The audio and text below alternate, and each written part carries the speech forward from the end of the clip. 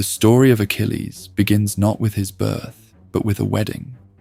On the slopes of Mount Pelion in Thessaly, where the centaur Chiron kept his cave, the gods of Olympus gathered to celebrate the marriage of the sea goddess Thetis to a mortal king named Peleus. It was an unusual union, immortal and mortal, divine and human, and it had not come about by choice. Thetis was one of the 50 Nereids, daughters of the ancient sea god Nereus, and she was among the most beautiful beings in existence. Zeus had wanted her. Poseidon had wanted her. Both had pursued her with the persistence that divine desire tends to produce. Both had stopped when they heard what the fates had declared. Thetis would bear a son who surpassed his father. If Zeus married her, the son would surpass Zeus. The king of the Olympians weighed that prospect for as long as it took to decide that the preservation of his throne mattered more than any desire, however powerful, and he arranged for Thetis to marry a mortal instead. A mortal's son who surpassed his father was not a threat to Olympus. He was simply the finest man who had ever lived. Zeus could tolerate that. The alternative was not something he was willing to risk. And so Peleus, king of Phthia and a hero of some distinction, he had sailed with Jason, fought alongside Heracles, participated in the Caledonian boar hunt, found himself the husband of a goddess, invited to a wedding on Mount Pelion that the gods themselves attended as guests. Every god was invited.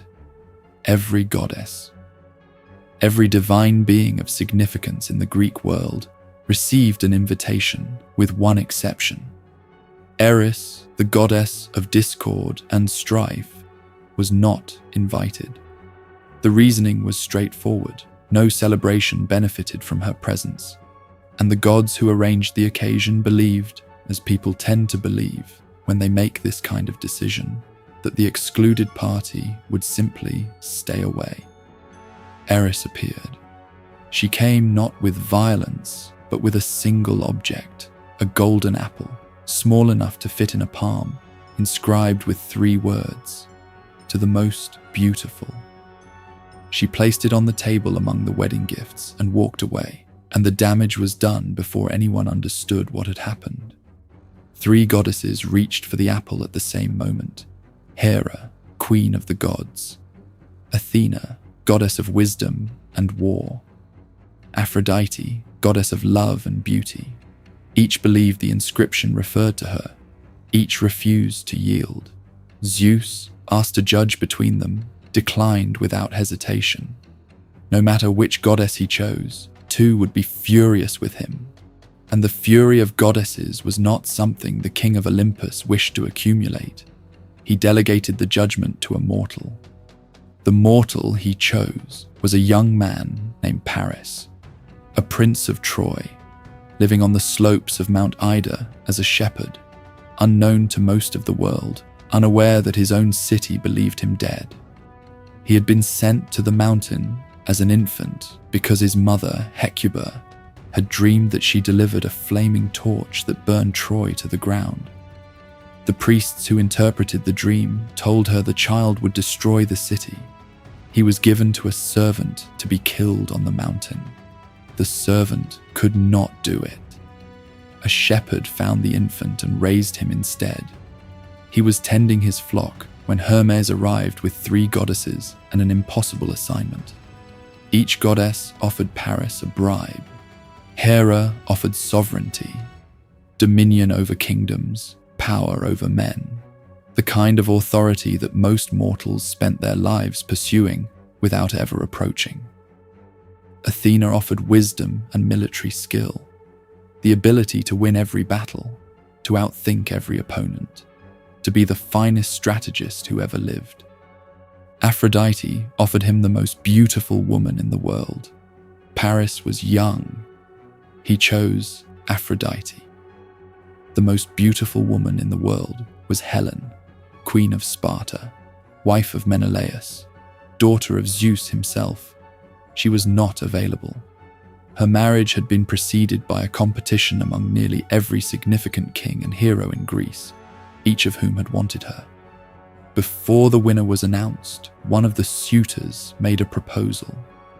Odysseus of Ithaca, who understood that Helen's beauty was likely to produce war eventually, suggested that every man who had wanted her swear an oath to defend whoever she chose as husband. The oath was designed to prevent the very war it would eventually cause. All the suitors swore. Helen chose Menelaus. The others went home. For a time, the arrangement held. Paris sailed to Sparta. Menelaus, as hospitality required, received him as a guest, housed him, fed him, and treated him with the courtesy owed to a foreign prince. Then Menelaus sailed to Crete for a funeral and left his wife in the palace with their guest. When Menelaus returned, Helen was gone. Paris had taken her, whether by force, persuasion, or some combination, the ancient sources never fully agreed on, and sailed back to Troy with her and with a significant portion of the Spartan treasury. Menelaus went to his brother Agamemnon, king of Mycenae, and the most powerful ruler in the Greek world, and invoked the oath. The Greek world mobilized. Ships were built and requisitioned. Armies assembled at Aulis on the eastern coast of Greece. Heroes who had sworn to defend Menelaus's marriage honored their oaths with varying degrees of willingness. Some came immediately. Some required persuasion. One did not come at all because his mother had already taken him somewhere she believed no one would find him. The child born of the wedding on Mount Pelion had grown into a young man by then, and his mother had spent his entire childhood trying to undo what the fates had decided before he existed. Thetis knew the prophecy. Her son faced a choice with no middle ground. He could live long and quietly in Phthia, grow old among his own people, and die known only to those who had met him personally. Or he could go to Troy, kill the greatest warrior on the Trojan side, and die there himself, young, unmarked by age, remembered by every generation that came after him for as long as any story was told anywhere. The prophecy did not say he would choose. It said the choice would exist. What Thetis understood, watching her son grow under Chiron's instruction on the mountain, was that the choice had already been shaped in the making of him. She had tried to take death from him when he was too young to know what she was doing. She had held him over fire and carried him to the underworld and done everything that divine love and divine power could do to make him proof against the world. It had not been enough. A single point where her grip had held, instead of the water touching, a heel, a tendon, the smallest possible failure of a plan almost perfectly executed. And through that point, the world would eventually enter. The wedding feast on Mount Pelion had put all of this in motion before Achilles drew his first breath, an apple thrown on a table by a goddess who had not been invited. A young shepherd on a hillside asked to make a judgment he could not possibly understand. A woman taken from a palace while her husband was attending a funeral in another country. An oath sworn to prevent a war that the oath itself would cause. Each consequence had followed from the one before it, stretching back to the moment Zeus decided his throne was worth more than his desire and gave a goddess to a mortal king. The greatest warrior who ever lived was the unintended consequence of a god's self-preservation, the son of a marriage arranged to prevent a revolution that never came, already carrying his fate before he was old enough to know what fate meant. He had not yet been asked what he wanted. That conversation was coming. Thetis's first act as a mother was an attempt at an impossible surgery. The accounts divide on how she tried to do it. The older tradition, preserved in fragments and in the Roman poet Statius, describes a ritual she performed on the infant Achilles each night in secret. She held him over fire, not ordinary fire, but the divine flame that burns without consuming, and let it work on his mortal nature while she anointed him with ambrosia during the day. The principle was straightforward: burn away the mortality while preserving everything else. The method required the ritual to run to completion without interference. Peleus interrupted it. He came into the room one night and saw his wife holding their infant son over the flames. The sight required no interpretation from where he stood. He cried out and reached for the child. Thetis released the infant. In some accounts, she departed that same night, returning to the sea in fury at a husband who had broken something she could not repair. The ritual was incomplete. Whatever portion of his mortality the fire had already removed. The point where her grip had held the child above the flames remained as it had always been. The more familiar account places the attempt in the underworld. Thetis carried the infant to the river Styx, the boundary between the living world and the dead, whose waters granted immunity to everything they touched. She dipped her son into the river, holding him by the heel. The water covered everything except the foot she was holding. She brought him back out. He was as close to invulnerable as she could make him, which was not the same thing as invulnerable. Both accounts agree on the outcome. A single point remained mortal, small enough to overlook, easy to forget in the face of everything else he was and everything he would become. The vulnerability would not matter for decades. When it mattered, it would matter completely. After the attempt, Thetis left the young Achilles in the care of the centaur Chiron on the slopes of Mount Pelion. Chiron was unlike every other centaur in the Greek world. The centaurs, horse from the waist down, human above, were generally creatures of appetite and impulse, violent at feasts, dangerous around wine, inclined toward the kind of behavior that produced the legendary brawl at the wedding of the Lapith king Pirithous, where they attempted to carry off the women and were driven out in a battle still commemorated in Greek sculpture centuries later. Chiron shared neither the origin nor the character of the others. His father was not Ixion, the mortal whose union with a cloud phantom produced the centaur race, but Cronus himself, the Titan who had ruled before the Olympians. His nature was different in kind from theirs. He was gentle where they were brutal, learned where they were instinctive, measured where they were excessive. He lived in a cave on the mountain, and the list of heroes who had passed through it reads like a summary of Greek mythology's greatest generation.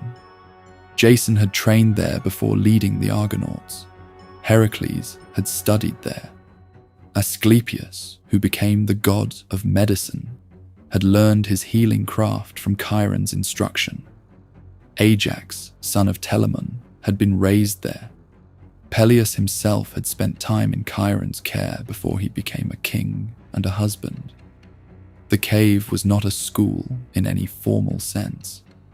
It was a place where what it meant to be a hero was transmitted from one generation to the next, through demonstration as much as instruction, through the daily example of a teacher who embodied the virtues he taught.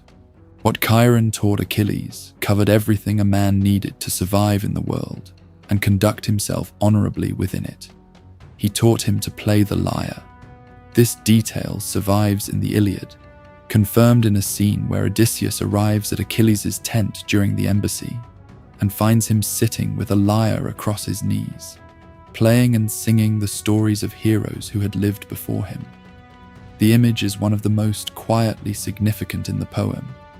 The finest warrior in the Greek army, on the day the army needs him most urgently, sitting alone with his instrument, finding in it something the war could not provide. Chiron had given him that. He taught him to hunt, to track animals through the forests of Pelion, to read terrain, to move without being heard. He taught him which herbs treated wounds, which treatments reduced fever, which applications drew out infection. Achilles would later teach these things to Patroclus, who would use them on the men who fell at Troy. The knowledge passed from Chiron through Achilles to the man who stood closest to him, a chain of care that ran through the center of the whole story. He taught him honor, not as an abstraction, but as a set of specific obligations that defined what a man owed to his enemies, as well as his allies, to suppliants, to guests, to the gods, and to the dead. The code was demanding and precise, and it would be the measure by which Achilles was judged throughout everything that followed. When rage eventually drove him past the point where the code could hold him, the violation registered as tragedy rather than simple failure, because the code had been so thoroughly his. The young man who emerged from Chiron's instruction on Mount Pelion was everything the mountain had made him. He was the fastest runner of any man alive, faster than horses over short distances, an ability so consistent and so remarked upon that Homer gives him the epithet swift-footed with such frequency that it becomes the primary way the poem thinks of him. He was the most accomplished fighter in his generation.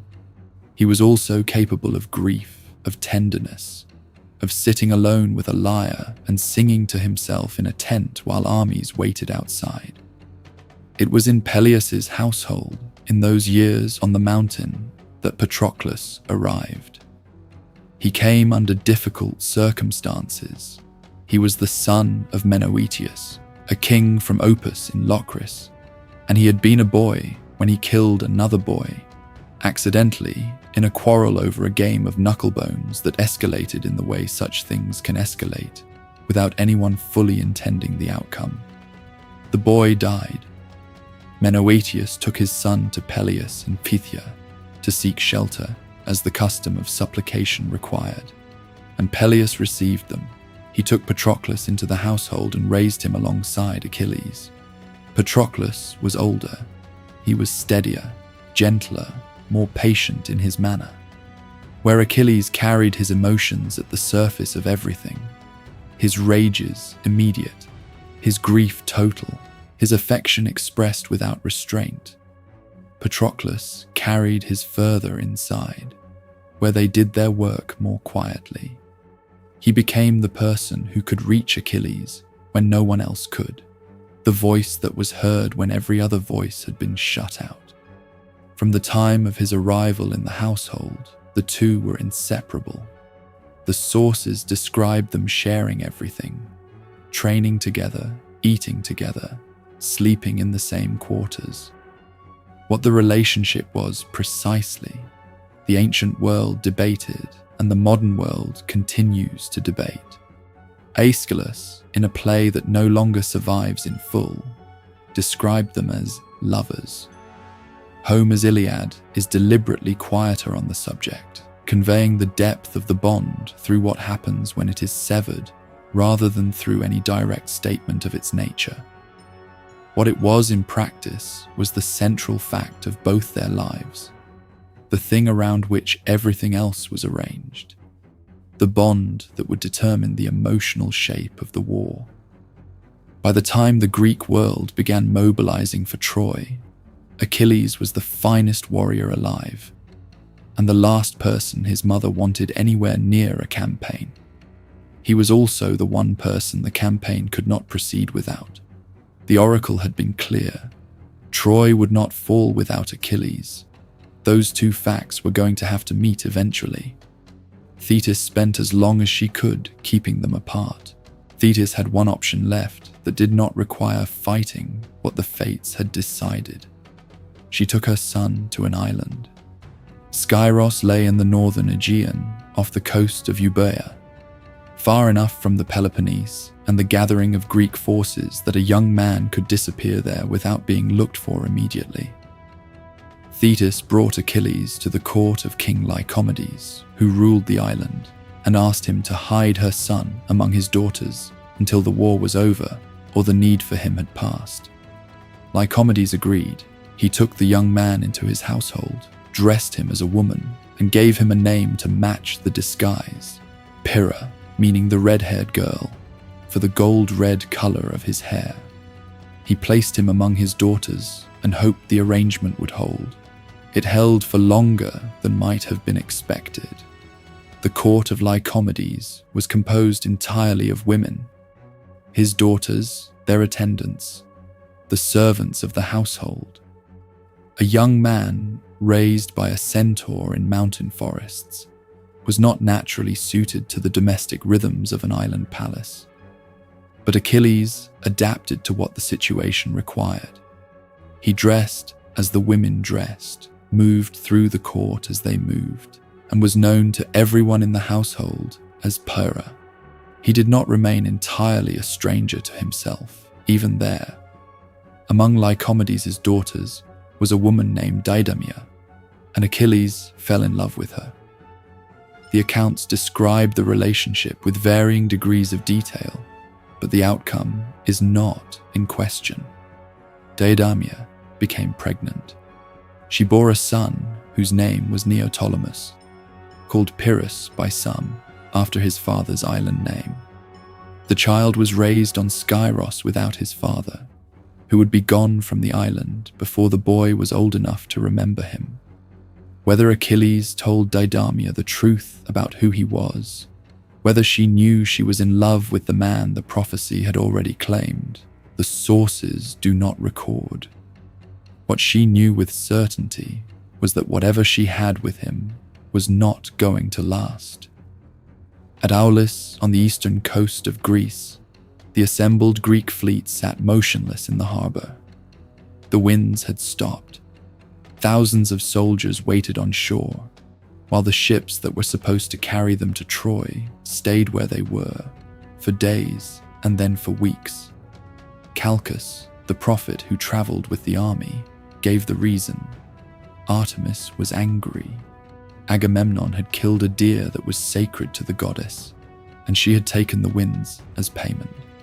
She would return them when Agamemnon gave her the thing she required.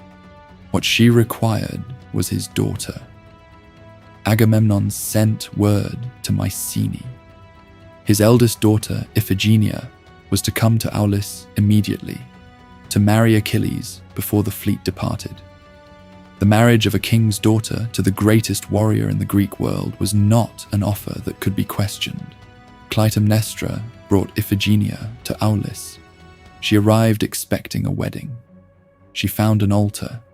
Achilles had never agreed to any of this. He was still on Skyros. His name had been used, without his knowledge and without his consent, to bring a girl to her death. In some accounts, Iphigenia was killed at the altar, and the winds returned immediately. In others, Artemis relented at the final moment, replacing the girl with a deer and taking Iphigenia away to serve as her priestess in a distant land. What did not vary between the accounts was Clytemnestra's understanding of what her husband had done. The fury she took home from Aulis that day would outlast the war, outlast Agamemnon's return from Troy, and end only when she put a blade in him in the bath of their own palace. The sacrifice of Iphigenia was the beginning of a consequence that would continue long after everyone at Aulis was dead. None of this reached Skyros. Achilles was still Pyrrha. And then the oracle's declaration made its way through the Greek command. Troy cannot fall without Achilles. The finest warrior in the world had to be found. Odysseus was sent to find him. He arrived at Skyros not as a soldier, but as a merchant, which was the form that Odysseus's interventions consistently took.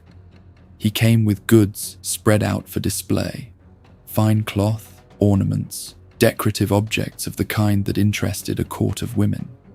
Hidden among them, beneath the fabric, were weapons, a spear, a sword, a shield. The women of Lycomedes' court gathered around the displayed goods and reached for what appealed to them. Silk and ornaments moved into their hands. The figure called Pyrrha reached for the cloth as the others did. Then a trumpet blast sounded, sharp, sudden, the unmistakable signal of military emergency, the sound that soldiers are conditioned from the beginning of their training. to respond to without pausing to think. Odysseus had arranged it. Every woman in the court flinched or stepped back or cried out. Every woman except one. Among the cloth and the ornaments, one figure's hand moved not toward the silk but toward the sword. The grip closed around the hilt. The posture changed entirely. Not the posture of a woman examining goods in a market, but the posture of a soldier who has found a weapon in an emergency and is already assessing the situation around him. Odysseus walked toward him and said nothing that needed to be said aloud. Achilles did not attempt to recover the disguise. He did not negotiate or ask for time. He was found, and he accepted being found with a directness that suggested he had not been trying very hard to remain unfound. Later sources propose that the life on Skyros, however much Thetis had intended it as protection, had been to Achilles a slow erasure of everything Chiron had built in him. He was the finest warrior of his generation, hiding in an island palace while the Greeks assembled for the largest campaign in the history of the world. Whatever the prophecy was going to cost him, an ordinary life in an ordinary place was not a price he was willing to pay. He said his farewells to Deidamia, who had loved him under a false name and borne him a son, and now watched him leave toward a war she understood he would not survive. To the child Neoptolemus, too young to know what the departure meant or what was being taken from him. The farewell to Deidamia is not preserved in any surviving text. What it contained can only be inferred from what she was left with: a son, an island, and the particular grief of loving someone who had already made his decision before you met him. Achilles sailed from Skyros with Patroclus beside him and the Myrmidons at his back. His father's soldiers, the legendary fighters of Phthia, whose discipline and ferocity had made their name a standard for military excellence across the Greek world. He sailed toward Troy, knowing what the prophecy said. He had always known. The choice that Thetis had tried to remove from him before he was old enough to understand it. The choice that the disguise on Skyros was supposed to defer indefinitely had been made at some point earlier than Odysseus's trumpet and quieter than any declaration. It had been made in the interior place where the things a person cannot refuse announce themselves without ceremony. He was going to Troy. He had chosen it the only way anyone chooses anything inevitable, by not choosing otherwise when the chance was there. The Greek fleet beached its ships on the Trojan shore and found almost immediately that the city was not going to fall quickly. The walls were too strong, the garrison too capable, and the Greeks had neither the engineering nor the patience to starve Troy out in a season. What they had was an army that needed feeding, a commander who needed wealth, and the fastest man in the world who needed something to do with himself. The first 9 years of the war were, in large part, Achilles. He raided up and down the Anatolian coast, cities and towns in the Troad and beyond, places that either supplied Troy or simply had the misfortune of being within reach of his speed and his spear. Lyrnessus fell to him, Pedasus fell, Thebes in the Troad fell, a city whose king, Eetion, was the father of Andromache, the woman Hector had married and loved above anything else. Achilles killed Eetion in the sack, which is a detail the Iliad records quietly and without commentary, though it means that the woman closest to Troy's greatest defender had lost her father to the man her husband would eventually face. 23 cities, by some counts, went down to Achilles in those 9 years. The wealth and captives taken from them fed the Greek camp and sustained a war that could not end the direct way. At the sanctuary of Apollo near Tenedos, early in the campaign, Achilles killed a young man named Tenes, a son of the god by some accounts, though his parentage was disputed. He killed him despite his mother's warning that killing any child of Apollo would earn Apollo's permanent enmity. He did it anyway. The god noted it and did not forget. In the Troad as well, near a fountain where a young Trojan prince named Troilus watered his horses, Achilles found him. The oracles had declared Troy could not fall if Troilus reached his 20th year. He was 15 or 16 when Achilles caught him. He reached the sanctuary of Apollo's temple, where divine protection should have shielded him. Achilles followed him inside and killed him at the altar. Apollo, whose sanctuary had been violated, added this to what he was keeping. The debt was accumulating. It would be paid eventually, through an arrow and a heel, on a day still years away. The war was in its 10th year when the conflict within the Greek camp finally crested into the confrontation the Iliad opens with. Chryseis was a daughter of Chryses, a priest of Apollo at the sanctuary of Chrysa on the coast. She had been taken in a raid and awarded to Agamemnon as his share of the plunder. Her father came to the Greek camp carrying gold and the ribbons of his priestly office, the symbols that should have guaranteed him a respectful hearing. Agamemnon refused him. He told the old man the girl would grow old in his household and ordered him to leave. Chryses went down to the shore and prayed to the god he served. Apollo descended from Olympus with his bow and shot into the camp, first the animals, then the men. The plague burned through the Greek force for 9 days. On the 10th, it was Achilles who called the assembly. Not Agamemnon, Achilles. He was the one who understood that the army was dying faster than the war could end, and that someone needed to ask the gods what they required. Calchas the prophet would speak only under Achilles' guarantee of protection, because what he had to say was going to anger the most powerful commander in camp. Chryseis had to be returned. The plague would not lift until she was. Agamemnon agreed and then said he would take Briseis as his replacement. Briseis had come from Lyrnessus, which Achilles had sacked. Her husband and brothers had died in the sack, killed by Achilles. She had been his captive and his prize for years. What she felt about him, the Iliad describes through implication more than statement. What Achilles felt about Agamemnon's claim on her was not ambiguous at all. It landed as an insult to his standing and an erasure of his worth in front of every man in the camp, and every man in the camp was watching. He reached for his sword. Athena appeared behind him, visible only to him, invisible to everyone else in the assembly. She grabbed his hair. She told him to sheathe the blade, to use words instead, and promised that the insult would be answered in ways a sword could not achieve. He obeyed. He put the sword away and gave Agamemnon the speech that the sword would have given, said it in front of the whole army without restraint. He called Agamemnon a coward. He called him a man who sent better fighters to die for his wars, because he lacked the courage to stand in the front rank himself. He swore by the scepter in his hand that the day would come when Agamemnon needed Achilles, and Achilles would not come. And on that day, Agamemnon would understand what he had thrown away. He threw the scepter on the ground and left the assembly. He went to the shore and sat with his mother, who rose from the sea to hold him.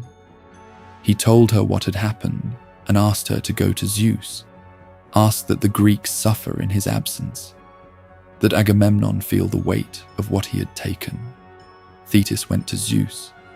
Zeus nodded his agreement, the most binding gesture in the Greek cosmos, the one act the king of the gods could not take back.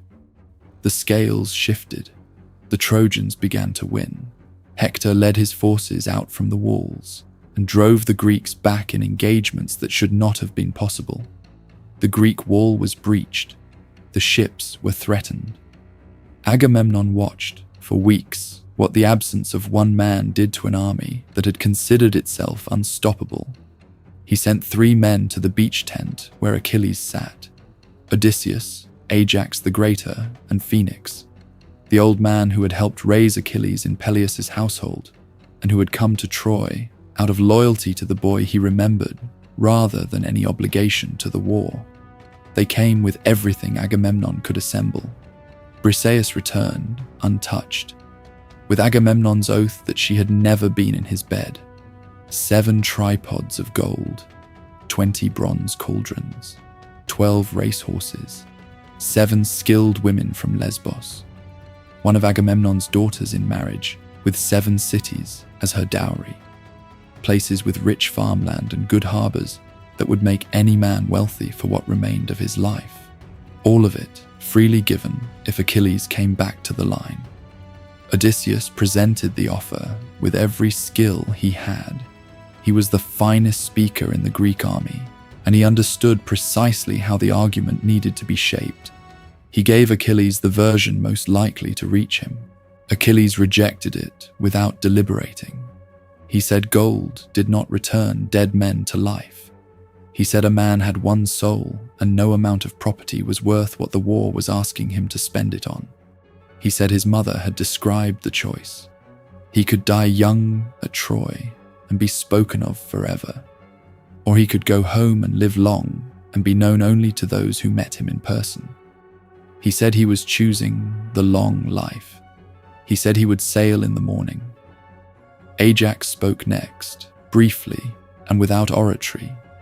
A few direct words about the way Achilles was treating men who had come as his friends, about the strangeness of turning away everything over a single captive woman. It was the most human argument any of the 3 made, and it was the one that came closest to landing. Achilles softened for Ajax in a way he had not softened for Odysseus, acknowledged the friendship, acknowledged that the anger had not been caused by the men standing in front of him, but he could not set it down. Phoenix wept and told the old story of Meleager, a hero who had withdrawn from battle in a rage and returned only after the tide had turned against his people, too late to receive the gifts that would have been freely given earlier, forced instead to fight for nothing but necessity. The lesson was not subtle. It landed in the tent and changed nothing.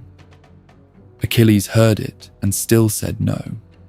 The embassy left. The tent was quiet. The lyre was still in his hands. He did not sail in the morning. The morning came and passed, and he was still on the beach. He stayed there, caught between a rage he could not put down and a purpose he could not walk away from, neither going home nor crossing the distance back to the fighting, where men were dying because he was not among them. He sat on the far edge of both things that defined him and played music into the dark, and the war continued without him, slowly and badly, with men paying in blood for a quarrel between 2 people neither of them was. The situation worsened through the weeks after the embassy. Hector pushed the Greeks back past their wall. The best commanders were out of the fighting. Diomedes with an arrow through his foot, Odysseus wounded, Agamemnon wounded. Machaon the physician struck and carried from the field. The Greek forces were holding the shore by will, rather than by any numerical or strategic advantage. The ships were in danger. From his tent on the beach, Achilles watched. He sent Patroclus to Nestor's tent one afternoon to find out who had been carried from the fighting. He had seen a wounded man brought back and could not make out who it was from the distance. He was still watching. He cared about what was happening to the Greeks in the way that a man who has decided he will not help still watches everything the people he could have helped are going through. He was absent in his body, which was the one thing that would have mattered. Patroclus came back weeping.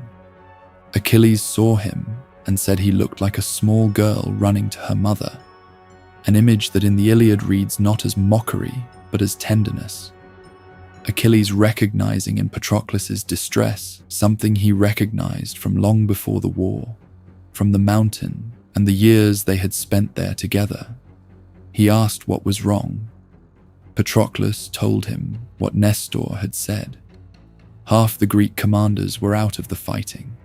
The army was bleeding on the shore, while Achilles sat on the beach with his rage, and none of what was being lost could be recovered later. He asked Achilles to either return or to let him take the Myrmidons and Achilles' own armor into the fight. He did not need to be Achilles. He needed only to look like him. The sight of that armor moving toward the Trojans might be enough to break the advance and pull the fighting away from the ships. Just that. Just enough to keep the fleet from burning.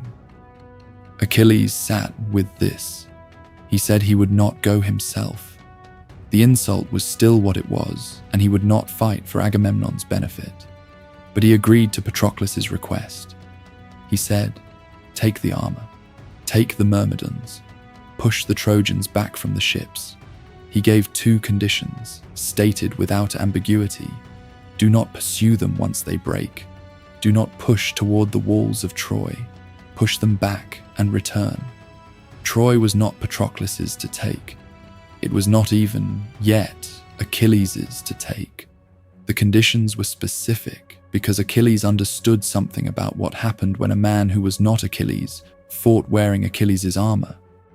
That the armor made a promise the man inside it might not be able to keep. The Myrmidons had been held back for weeks. From a war they had crossed the sea to fight. They armed themselves with a speed that the Iliad compares to wasps driven from a roadside nest. Not a poetic flourish, but a precise account of what happens when something that has been kept from its purpose is released. Patroclus put on the armor, greaves, breastplate, helmet, the great shield, everything except the great spear, which was too heavy for any hand but Achilles' to manage. He took Achilles' chariot and charioteer Automedon and led the Myrmidons out toward the fighting. The Trojans saw the armor and broke. They believed what the armor told them. The terrifying quality of fighting Achilles was not any single attribute, but the accumulation of them.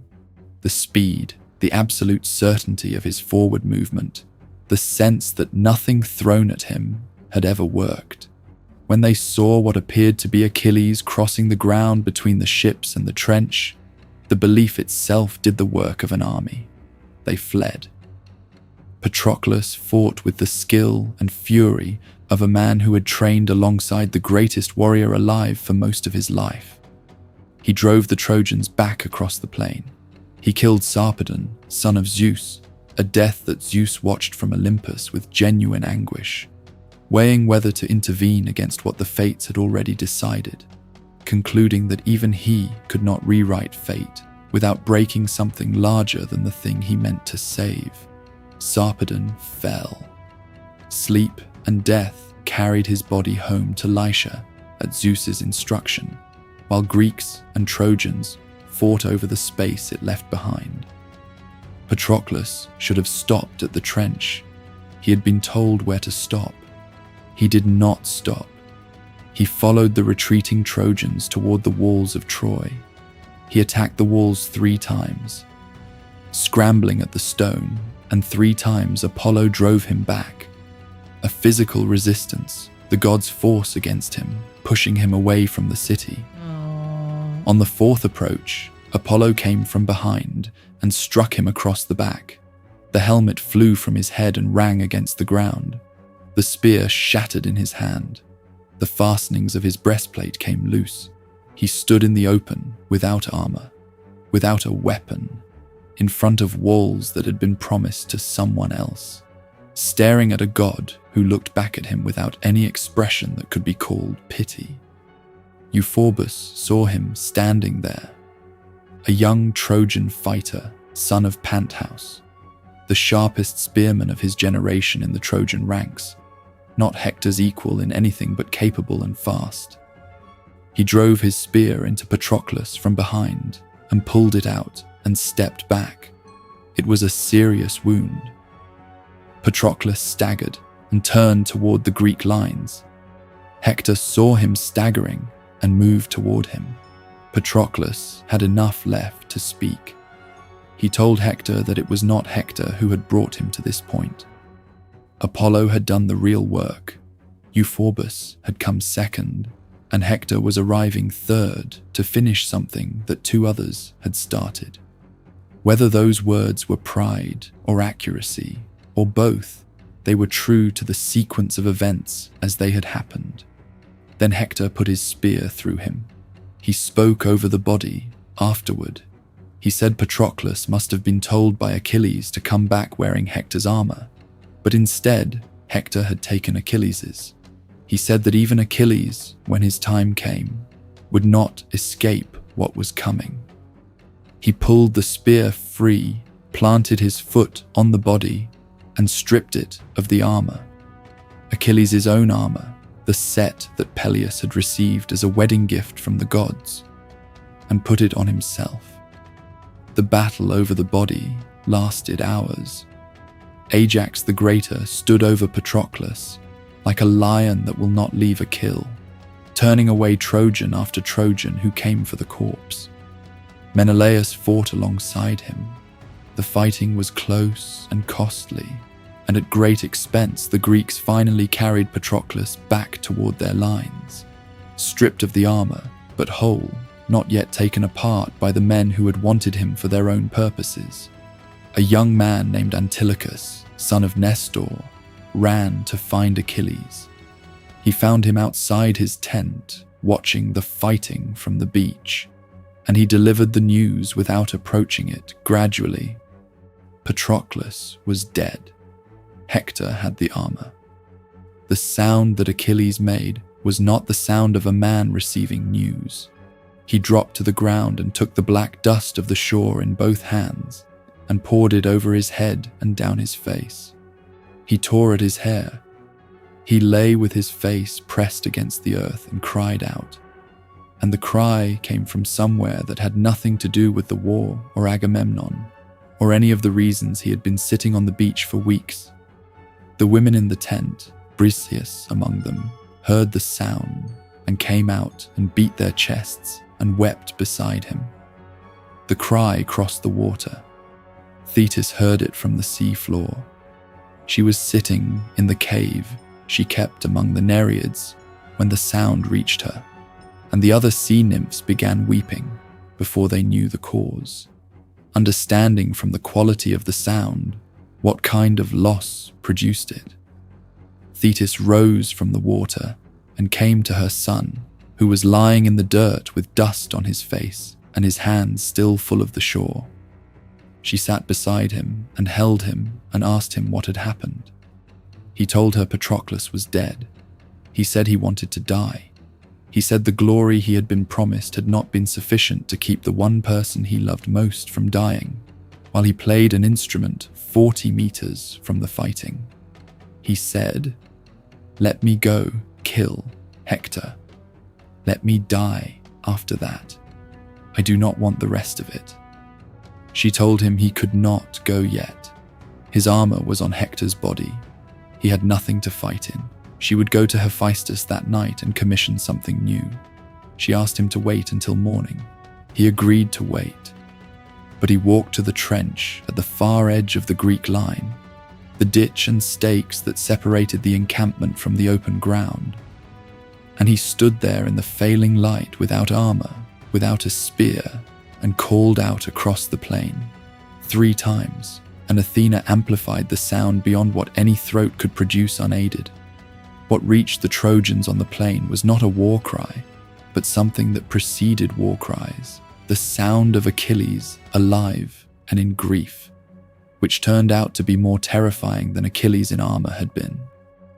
3 Trojan warriors fell from their chariots at the sound.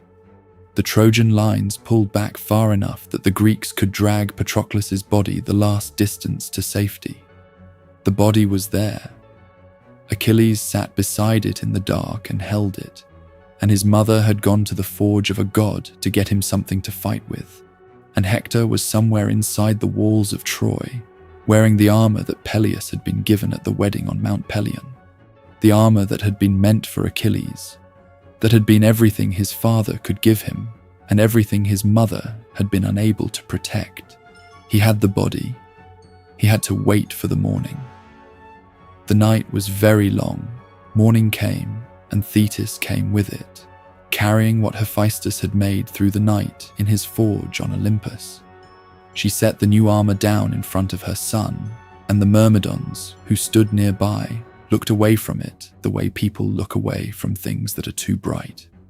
Achilles looked at it for a long moment. Then he picked up each piece. The shield was unlike anything that had been carried into battle before. Hephaestus had built into it a representation of everything that existed beyond the war.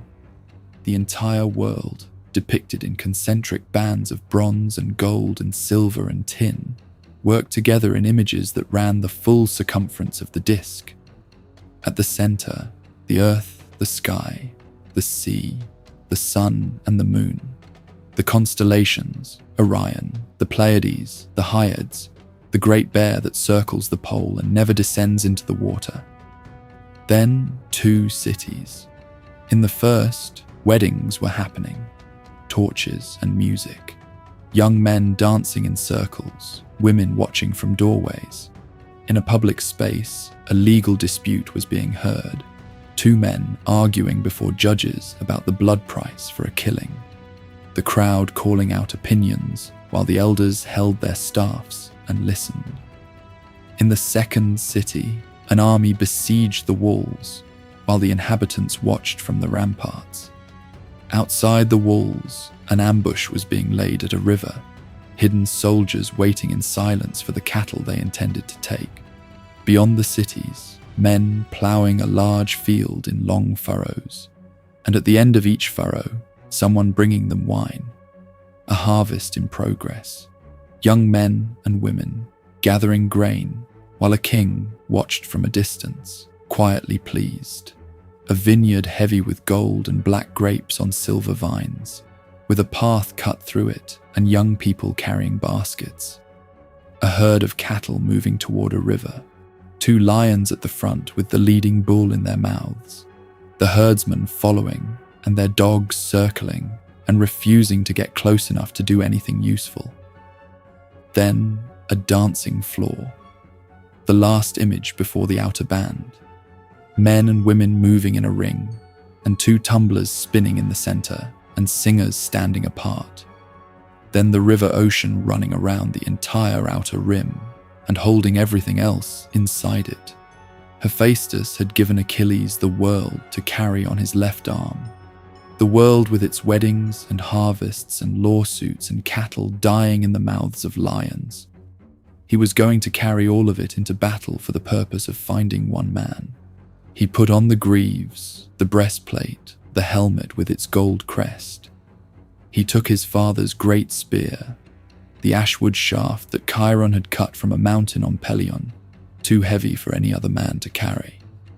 And he stepped into his chariot. One of his horses, the immortal Xanthus, spoke to him. The horse said, this day they would bring him back safely, but his death was coming, decreed by fate and a god, and there was nothing they could do to change it when it arrived.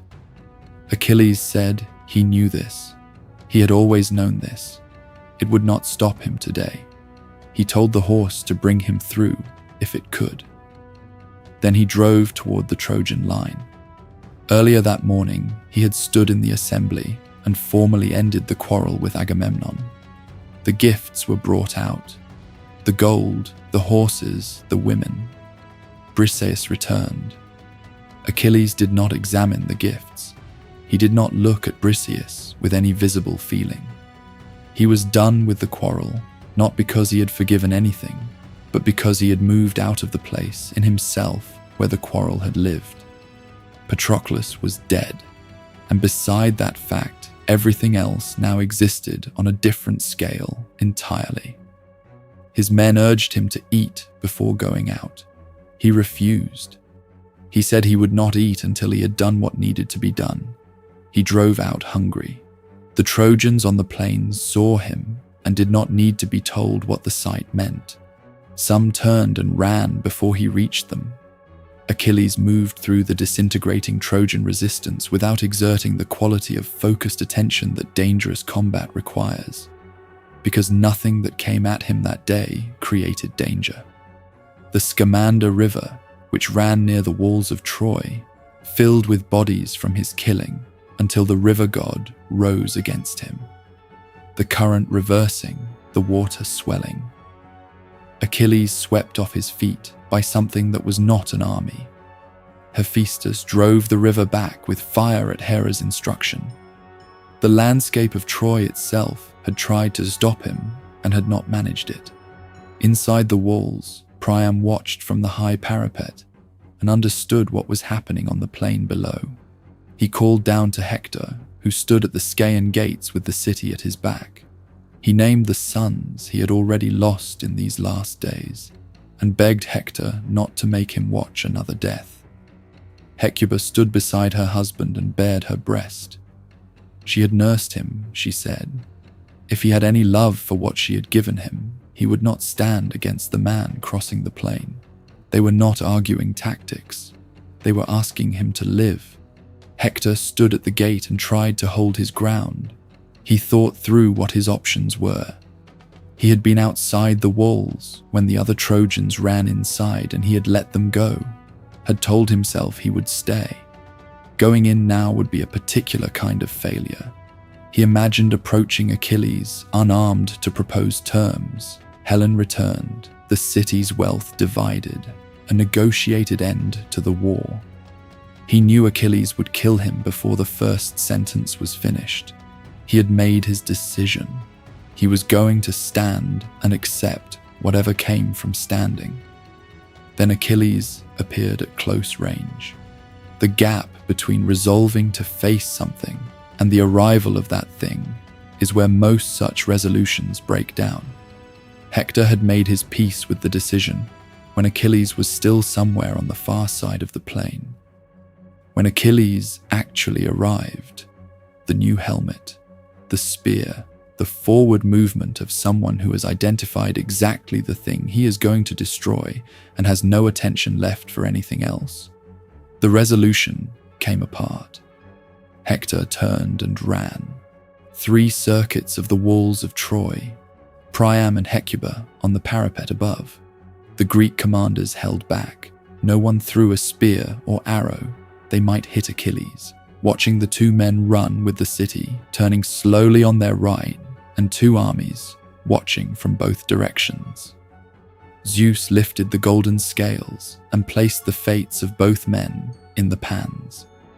Hector's side dropped. Apollo, who had been at Hector's shoulder throughout the war, withdrew.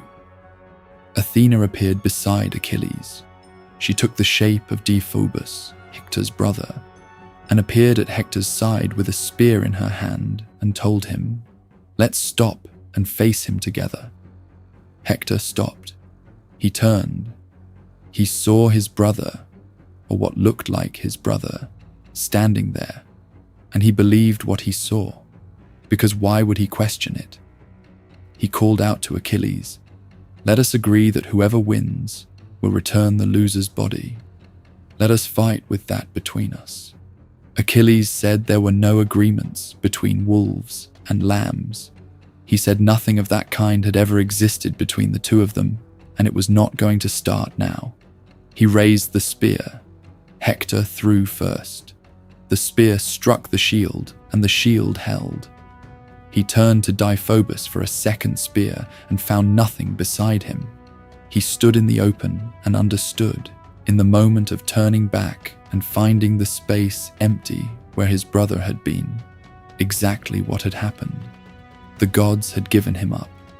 He drew his sword and charged. Achilles knew where to put the spear. The armor Hector was wearing had been made for Achilles' own proportions. He knew where every piece of it sat, knew the exact point at the collar where it left a margin of unprotected flesh. He drove the spear through the soft part of Hector's throat, not through the windpipe, but through the flesh beside it, precisely so that Hector could fall and still speak. Hector fell. He asked Achilles to accept ransom from his family and return his body, not to leave him for the dogs. Achilles said no. He said if he could bring himself to it, he would eat Hector's flesh. There was no ransom. He had not forgiven anything, and there was nothing left in him that was going to. Hector said, "I see you clearly. I knew you would say this. Know that Paris and Apollo are going to kill you at the Scaean gates." Then he was dead. Achilles said, "Die." He said his own fate could come for him whenever it was ready. The Greek commanders gathered, and each man stabbed the body where it lay. Achilles stripped the new armor from it. He cut thongs from somewhere and pierced Hector's ankles, and threaded the leather through the holes, and tied the body to the back of his chariot, with the head loose against the ground. He drove the chariot around the walls of Troy. Priam saw and tried to climb down from the parapet to reach his son. The men around him held him back. Hecuba cried out. On the other side of the wall, in a room where she had been weaving and heard nothing yet, Andromache had sent servants to heat water for Hector's bath when he came home. She heard the sounds coming from the walls and went out to look over them. She saw the chariot. She saw what was tied behind it. She fell. When she came back to herself, her first thought was not for herself, but for her son. Astyanax would grow up without a father. He would be kept from the best seats and turned away from other men's tables, and no one powerful enough to protect his claim to a place would be alive to do it. She thought about her son's future before she thought about her own grief, which is the kind of thought that the grief of parents for their children often produces. Achilles brought the body back to the Greek encampment and left it face down in the dust beside Patroclus's burial mound. Each morning for 12 days, he rose and tied it to the chariot again, and drove 3 circuits of the mound and then left it in the dirt. Apollo kept the body. No decay came to it. No dog or bird touched it. The god who had withdrawn from Hector at the end preserved what was left of him from the treatment being given it, and the gods on Olympus watched the 12 days pass and reached a consensus that it needed to stop. On the 12th day, Zeus had seen enough. He sent word in 2 directions simultaneously. To Thetis, "Go to your son and tell him the gods are displeased, that Achilles must accept ransom and release Hector's body." To Troy, Priam was to go to the Greek camp alone, carrying gifts to ask for his son. Thetis went to Achilles and found him where he had been for 12 days, sitting beside Patroclus's burial mound, looking out at the sea. She delivered Zeus's message. He received it without argument. Something in him had been running on an intensity that 12 days had not diminished, but had hollowed out, and the instruction from Zeus may have arrived at the moment when he was ready to receive it. He said, "Let whoever brings the ransom come." He would release the body. Across the plain, in Troy, Priam prepared. He called for the finest things in his treasury, robes and cloaks and tunics and rugs, 10 talents of gold, cauldrons and tripods, and a golden cup that the Thracians had given him long ago, the most valuable objects he still possessed after 9 years of war. His surviving sons came to help him load the wagon. He looked at them and said things a father should not say to his sons, called them worthless by comparison with the ones he had lost, told them their brothers who had died were worth more than all of them together. The sons understood that grief was speaking and did not answer back. They loaded the wagon. Priam climbed up with his herald Idaeus and drove toward the gates of the city in the early dark. Hermes met him at the ford of the river as a young man, golden-skinned, moving with the ease of something that belonged to a different category of being. He told Priam who he was and where he had been sent, and he walked beside the wagon and guided it through the Greek lines in the middle of the night, while every man in the camp slept and noticed nothing. At the door of Achilles' hut, Hermes paused and told Priam he was on his own from here, and vanished. Priam went inside. Achilles was at a table with two of his companions, finishing a meal. The fire was low. Priam crossed the length of the room and went to his knees in front of the man who had killed more of his sons than anyone else alive, and he took Achilles' hands in his own. He said, "Think of your father. Peleus is old now, the same age I am, living at the edge of a world where other men may be pressing him, and he has no one beside him because his son is here, on the other side of the water. But Peleus has something that I have not. He still has the hope that his son is alive. He can think of you here at Troy, winning glory, and that thought gives him something to hold. I have nothing like that. I had 50 sons. Many of them are dead.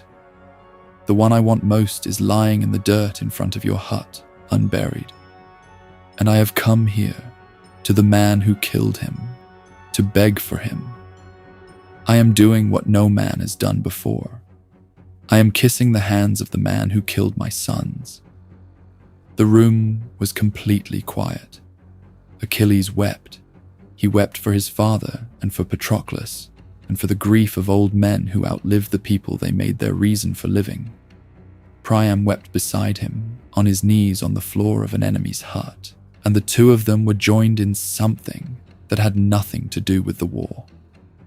That was in fact the oldest human feeling, the grief that loses nothing of its force when it is shared, and that needs no explanation and no justification. Then Achilles gently moved Priam's hands from his own and told him to stand. He spoke carefully. He said that grief was the portion the gods had assigned to mortals while they themselves lived without sorrow. He said Zeus had 2 jars at his threshold, one full of gifts and one full of sorrows, and he distributed from them according to what he decided.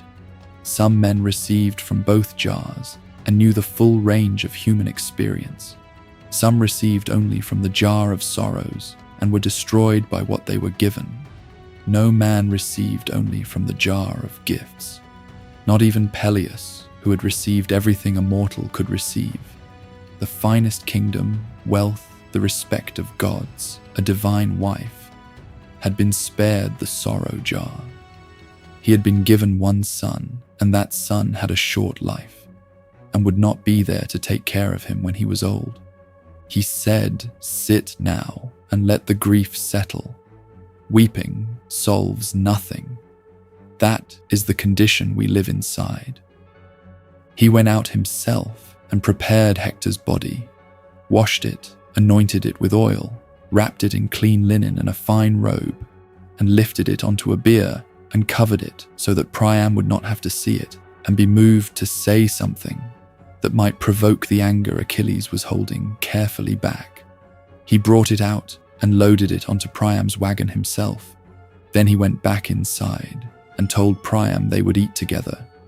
He told the story of Niobe, who lost all 12 of her children to divine punishment, because she had compared herself to the gods, and who eventually, even in her grief, had eaten, because the living need food, and refusing it does not honor the dead. He brought out a table and bread and meat, and they ate together in the firelight. The old king of Troy and the man who was going to die within weeks, and both of them knowing more or less what was coming, and neither of them saying it. Priam looked at Achilles across the table and was struck by what he saw. He said later, or rather Homer has him say, that he had never seen anyone so close to what a god looked like in a human form. Achilles asked how much time Priam needed for the funeral. Priam said 11 days to cut the wood and build the pyre, 1 day for the burning, 1 day for the burial mound, 12 days in total. Achilles said he would hold the Greek forces back from fighting for 12 days. Whatever Agamemnon or anyone else had to say about that arrangement, Achilles would handle it. Before dawn, Achilles woke Priam and told him to go before the camp stirred and the Greek commanders found a Trojan king inside their perimeter.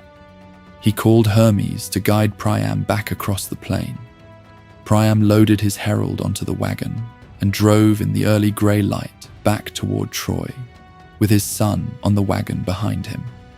Andromache was at the gate when they arrived. She saw the wagon. She did not need to see anything else.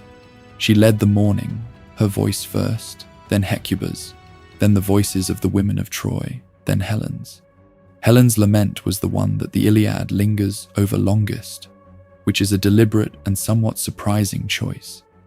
Helen said that of all the men in Troy, Hector had been the kindest to her, that when the others hated her for what her presence had cost them, when they made her feel what she had brought down on the city, Hector had never spoken to her with anything but gentleness. She said she was weeping for him and also for herself, because she had no one left in Troy who would treat her that way. For 12 days the Trojans gathered the timber. For 1 day they burned the pyre. For 1 day they buried the bones and built the mound.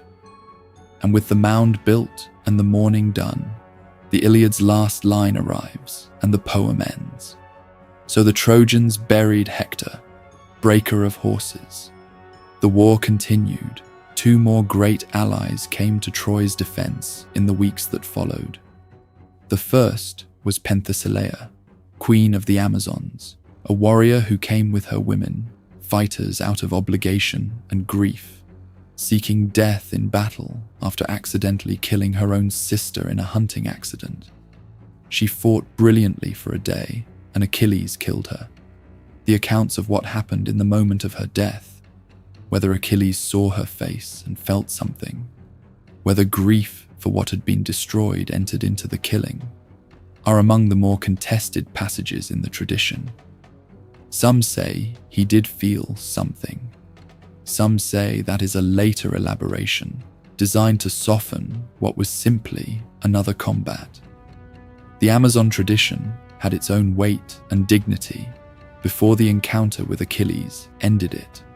The second ally was Memnon, king of Ethiopia and son of Eos, the goddess of the dawn who had been cursed by Aphrodite to fall in love with mortal men, and who had tried, with Tithonus, to prevent what mortality does. Memnon came with a great army and fought with the quality of a man who had some divine blood in him, which he did. He killed Antilochus, son of Nestor, who had been the one to bring Achilles the news of Patroclus' death. Achilles killed Memnon. Zeus weighed their fates in the golden scales again, as he had done with Hector, and the scales did not spare Memnon. Eos wept, and the dew that forms every morning is still, in the Greek tradition, her tears for her son. After Memnon fell, Achilles ran toward the Scaean gates. Paris was somewhere in the vicinity, on the rampart, or in the sanctuary of Apollo near the gates, or in the gateway itself, depending on which source one reads. Apollo was with him, either guiding his aim directly, or in some versions, taking Paris's shape and shooting the arrow himself. Either way, the arrow came from that direction, and it found the 1 point Thetis had been holding when she carried her infant into the underworld, the heel, the ankle, the one piece of Achilles that the water of the Styx had never touched. He did not fall immediately. He pulled the arrow out and kept fighting. He killed more Trojans in what followed, though how many and in what condition depends on the source. He fought until he couldn't.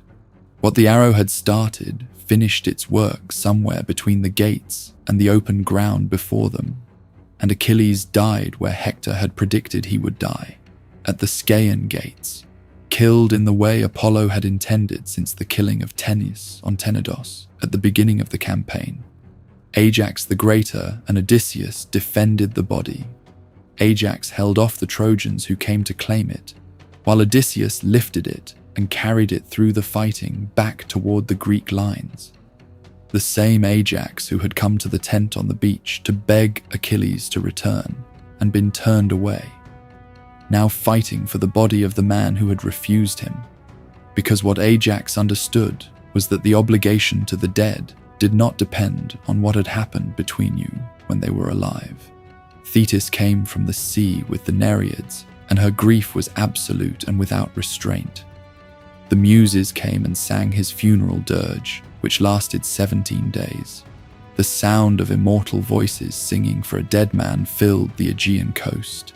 At the end of the morning, his ashes were gathered from the funeral pyre and mixed with Patroclus's ashes in the golden jar that Dionysus had once given to Thetis as a gift. The two of them together in the urn, as they had been together, through everything that mattered in both their lives. A great mound was raised for them on the headland at the entrance to the Hellespont, visible from far out at sea. Sailors passing through would see it for centuries and know what it was and whose names were inside it. Then the armor was offered as a prize to the best of the Greeks who remained. Ajax believed it should be his. He was the strongest fighter still standing, the one who had held the body from the Trojans, the one who had stood over Patroclus's corpse like a lion over a kill and refused to give it up. He was the best warrior. The armor of the best warrior should go to the best warrior. The argument was clear. Odysseus made a different argument, and the argument Odysseus made was better. He spoke, and Ajax stood beside him, and did not speak nearly as well. And when the judgment was given, either by the Greek commanders or by Trojan prisoners, asked to evaluate which man had done more harm to Troy, it went to Odysseus. Ajax had no frame for this. He understood strength and courage and military standing and the clear hierarchies of physical accomplishment. He did not understand how a man who had hidden behind a shield and spoken well could walk away with what belonged to a man who had stood between the body of the greatest warrior in the world and an army that wanted it. That night, Athena sent a madness into him. He went out in the dark and attacked a herd of livestock, sheep and cattle, believing they were Agamemnon and the other commanders who had allowed the injustice of the judgment. He killed animals in the dark, thinking he was killing men. When morning came and the madness lifted, he saw the animals around him. He understood what he had done and what it meant and what he was going to have to live as having done. He found a quiet place and he fell on his own sword, which was the sword that Hector had given him as a gift after their own single combat years earlier. A duel that had ended without a decisive result and been concluded with an exchange of gifts. The sword Hector gave him was the instrument of his death. The armor Hephaestus had made for Achilles destroyed Ajax as completely as it had been unable to protect Achilles from the arrow. It simply took longer and worked through a different sequence of causes. The war went on without him. Eventually, through the wooden horse and fire and the particular ruthlessness of Neoptolemus, it ended. Neoptolemus, the son, the child Deidamia had carried and raised on Skyros, while Achilles crossed the Aegean and spent 10 years at Troy. The oracle had said the city would not fall without the bow of Heracles and without the son of Achilles. And so Odysseus went to Skyros again, as he had once gone to find the father, and brought the son back. Neoptolemus was everything the physical inheritance of Achilles could produce without the parts that Chiron had taught. He was fast and strong, and absolutely without fear, and completely without mercy. He killed Priam at the altar of Zeus during the sack of the city, a desecration so severe that it earned him the lasting enmity of the gods.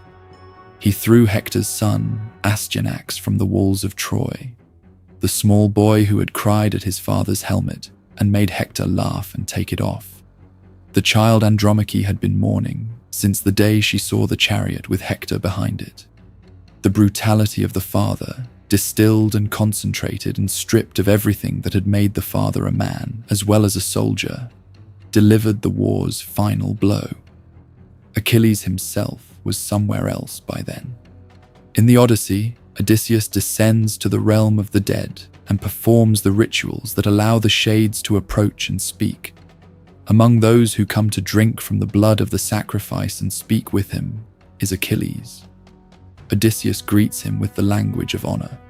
You were the most blessed of all men when you were alive, he says, feared as a god, and here among the dead, you still have great power. He is trying to offer comfort. He is not understanding what he is being told. Achilles answers, do not try to make death sound like something I should be consoled by.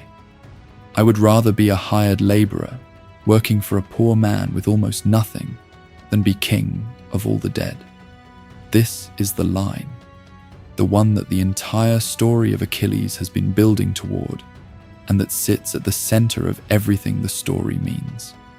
The man who chose glory over length of life, who accepted a short future at Troy over a long future at home, who drove out to fight Hector, knowing what his horse had told him that morning, that man is standing in the underworld, having achieved everything he chose, and he says he chose wrong. He says a living slave is better than a dead king. He says that what he traded his life for was not worth what he paid, or he says what he feels in the moment of saying it. The underworld is not a place where the dead have had time to reconcile themselves to anything. It is where they exist in a form that still carries the shape of the living, with the emotions of the living, without the light or the motion or the warmth that made life what it was. Whether Achilles' words in that exchange are a permanent statement of what he believes, or the grief of a shade speaking in the dark from inside the loss of everything he had, the Odyssey does not say. Homer gives the line and leaves the rest of the interpretation to whoever is reading. Other traditions are kinder. Pindar places Achilles on the Isles of the Blessed after death, the paradise reserved for the greatest heroes, the place where the finest of the dead were given everything the ordinary underworld denied. On those islands, in Pindar's account, Achilles was reunited with Patroclus, the two of them together in the paradise the gods had withheld from them in life. Some traditions add that Medea was there as well, that Achilles and the greatest sorceress of the ancient world found each other in the afterlife, and that their union produced a son named Euphorion. The Isles of the Blessed are a different answer to the same question the Odyssey poses. Which answer is true depends on which thing you need the story to be. The mound at the Hellespont stood for centuries. Sailors making the passage from the Aegean into the Black Sea would see it on the headland and know whose names were inside it. A sanctuary grew up around it, where the living came to honor the dead man and ask things of him. The Greeks understood Achilles after his death, not only as a hero, but as something close to a god, a figure with ongoing power and the capacity to affect the living world if properly approached and properly remembered. Temples and sanctuaries dedicated to him were built across the Greek world. In the Troad, near Troy, on the island of Luke in the Black Sea, where sailors reported seeing a white figure running on the shore at night. In the colonies of southern Italy, in Macedonia, along the shores of what is now southern Ukraine. He was, in the centuries after Homer, one of the most widely worshipped heroes in the Greek world. In 334 BC, a young Macedonian king preparing to invade Persia crossed from Europe into Asia and made his first stop at Troy. He went to the mound at the Hellespont. He ran around it, naked as tradition required, and anointed the stone with oil and laid flowers on it. He called Achilles the luckiest man who had ever lived because Homer had been there to give him a witness worthy of his greatness. Then he crossed into Asia and spent the next 11 years conquering most of the known world, before dying at 32 in Babylon, at almost exactly the age Achilles had been when the arrow found his heel. Alexander kept a copy of the Iliad that his teacher Aristotle had annotated under his pillow. Beside it, he kept a dagger. He slept between the story of the greatest warrior who ever lived and the means of violence, And in the morning, he got up and tried to be both of them simultaneously. He failed in the way that everyone who tries to be Achilles fails, by not being able to stop. Achilles at least had a prophecy that stopped him. Alexander had nothing but his own ambition and a body that eventually gave out under the weight of what he was asking it to do. He died without seeing the end of what he had started, as Achilles had died without seeing the fall of the city he had given his life for. The story of Achilles has lasted nearly 3,000 years. It has been told in languages that did not exist when Homer first arranged it into the form we have. It has been translated, adapted, argued over, staged, filmed, illustrated, analyzed, and returned to by every generation that has had access to it. The reason is not that it answers the question it asks. It does not answer it. It asks whether the choice between a long, ordinary life and a short, glorious one is a real choice, presents a man who made it clearly and decisively, and then shows him standing in the dark saying he was wrong, and it leaves both things standing without resolving them. Achilles chose glory. He got it. He has been known for 3,000 years, which is what glory means when you receive it without reservation. And the story of his regret is itself part of the glory. The shade in the underworld saying he would rather be a poor man's laborer is one of the most famous things anyone has ever said, which means that his doubt is as immortal as his courage. The regret and the glory are inseparable. Each one makes the other possible. The man who had no doubts would not be as interesting. The man who only had doubts would not have driven out to face Hector. The tension between them is what the story is made of, and the tension is what has kept it alive. Thetis held him over fire when he was an infant and tried to give him something the world could not take back. She carried him to the underworld and dipped him in the river of the dead and held on at the heel, held on with the love that is the opposite of letting go. And through that grip came everything. The vulnerability that killed him, the humanity that made him worth mourning, the single point where the water did not reach and the world eventually entered. She was still on the island of Luke, some said, long after he was gone, waiting on the shore for the white figure that sailors reported seeing in the darkness, running as he always ran, as if speed were the answer to something, as if the fastest man who ever lived might outrun even what had been decreed for him before he was born. He never did, but he was fast, and he ran for a long time, and the story of the running is still here,